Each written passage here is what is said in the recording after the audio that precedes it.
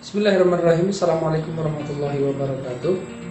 Alhamdulillah, alhamdulillahilladzi khalaqal mauta wal hayata liyabluwakum ayyukum ahsanu amala wa huwal azizul ghafur. Asyhadu an la ilaha illallah wahdahu la syarika lah wa asyhadu anna sayyidana Muhammadan abduhu wa rasuluhu la nabiyya ba'da. Di video yang kedua kali ini saya ingin membahas lanjutan dari video yang pertama, yaitu masih tentang materi akidah Islam. Setelah kemarin kita sudah menjawab dari mana asal manusia, kita sudah menjawab bahwasanya sesungguhnya manusia itu berasal dari Allah Subhanahu wa taala, dan Allah Subhanahu wa taala menginformasikan melalui Al-Qur'an, dan sudah kita buktikan kebenaran Al-Qur'an.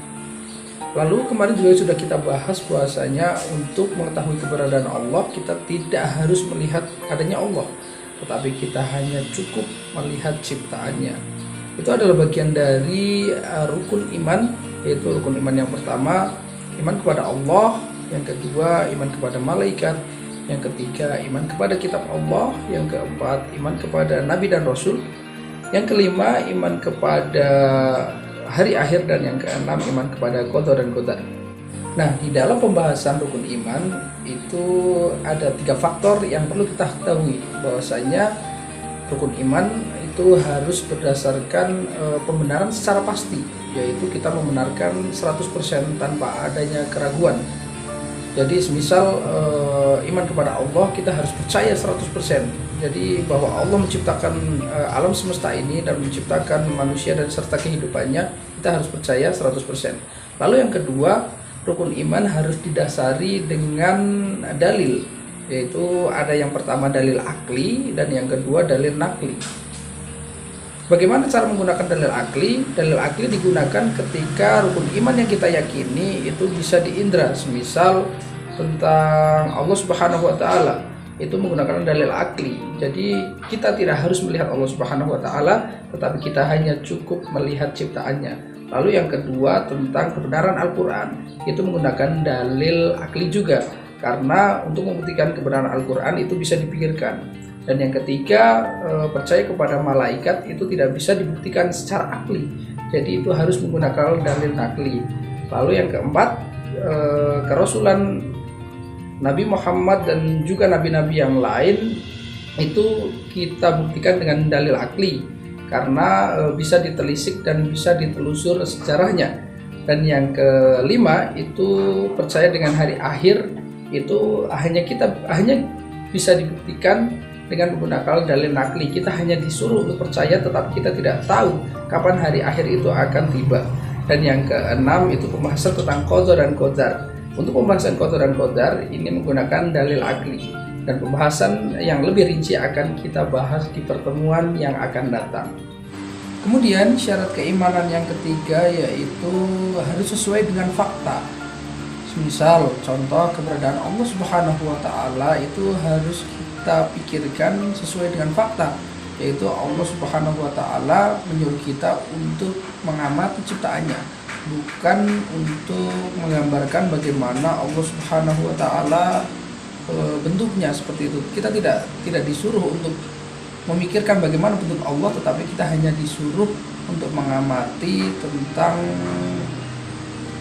keberadaan ciptaannya. Berbeda halnya dengan agama yang lain, ketika mereka menggambarkan Tuhan mereka maha melihat, mereka menggambarkan dengan patung yang memiliki mata banyak.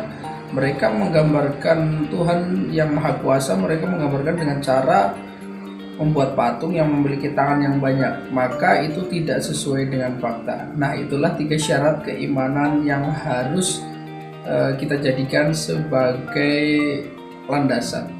Nah, mari kita lanjutkan untuk menjawab pertanyaan yang kedua dan yang ketiga, yaitu untuk apa manusia diciptakan dan akan kemana manusia setelah kita mati.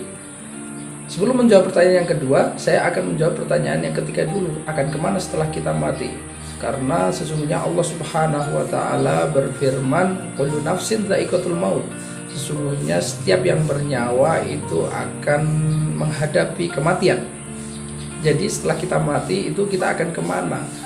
Maka hanya ada 2 pilihan setelah kita mati akan kemana, yaitu kita akan ke surga atau akan ke neraka.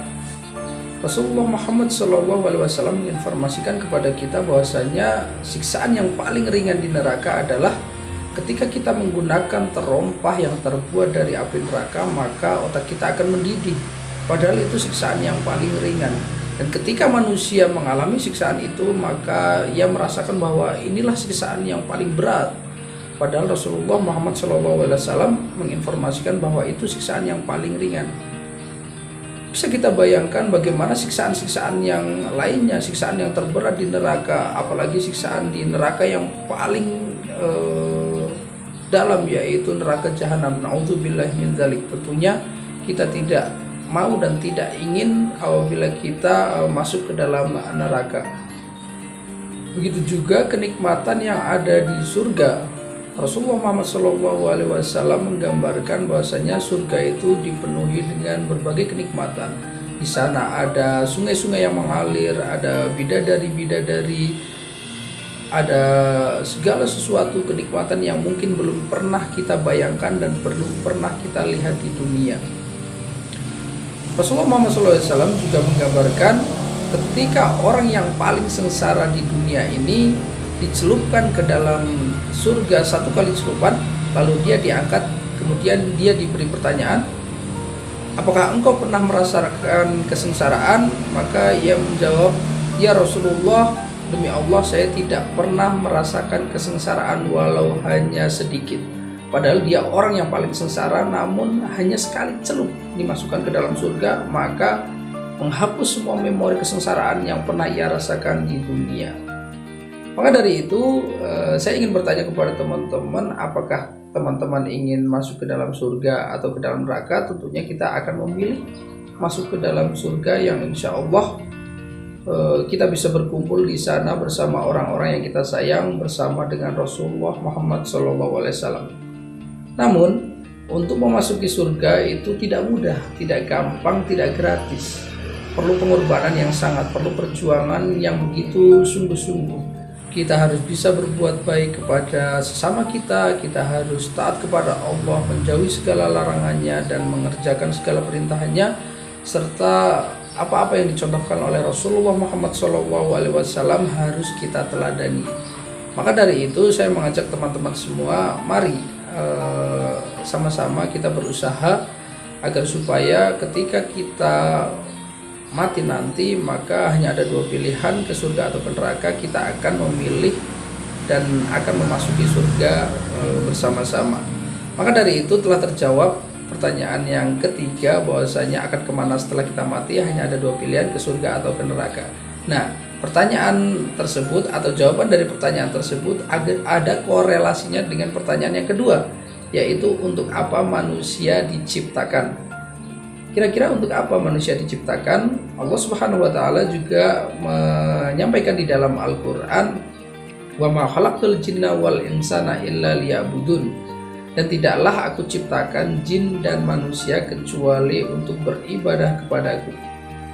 Menurut para ulama, makna arti ibadah yaitu meninggalkan segala larangannya, mengerjakan segala perintahnya.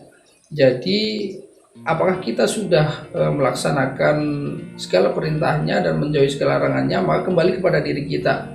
Saya ingin introspeksi diri bahwasanya sesungguhnya untuk mengerjakan perintah dari Allah Subhanahu wa taala berupa mungkin sholat, puasa, zakat, haji itu begitu mudah bagi orang-orang yang mampu. Namun untuk meninggalkan larangannya adalah suatu hal yang sangat sulit. Semisal untuk terbebas dari riba, untuk meninggalkan pacaran, untuk tidak terkait dengan hal-hal yang bersifat maksiat, itu sangatlah susah. Maka dari itu meninggalkan larangan adalah perkara yang sangat sulit untuk kita kerjakan, namun mengerjakan perintah adalah hal yang lebih mudah kita kerjakan. Dan perlu diketahui teman-teman bahwasanya kematian itu tidak ada yang tahu. Barangkali setelah saya menyampaikan video ini saya dipanggil oleh Allah Subhanahu wa taala, bisa, atau teman-teman setelah menyaksikan video ini juga dipanggil oleh Allah Subhanahu wa taala untuk menghadap kepadanya, juga tidak ada yang tahu. Maka dari itu, mari sesegera mungkin kita melakukan ketaatan dan sesegera mungkin kita menjauhkan diri dari kemaksiatan. Maka dari itu pertanyaan yang kedua sudah terjawab, untuk apa manusia hidup di dunia, yaitu hanya untuk beribadah kepada Allah dan akan kembali kepada Allah.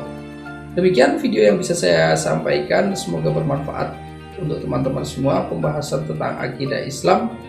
Untuk video yang selanjutnya akan kita bahas tentang materi-materi tentang keislaman yang lain. Semoga teman-teman semua tetap istiqomah, tetap selalu berusaha mengerjakan segala perintahnya dan menjauhi segala larangannya. Demikian, wabillahi taufiq wal hidayah. Wassalamualaikum warahmatullahi wabarakatuh.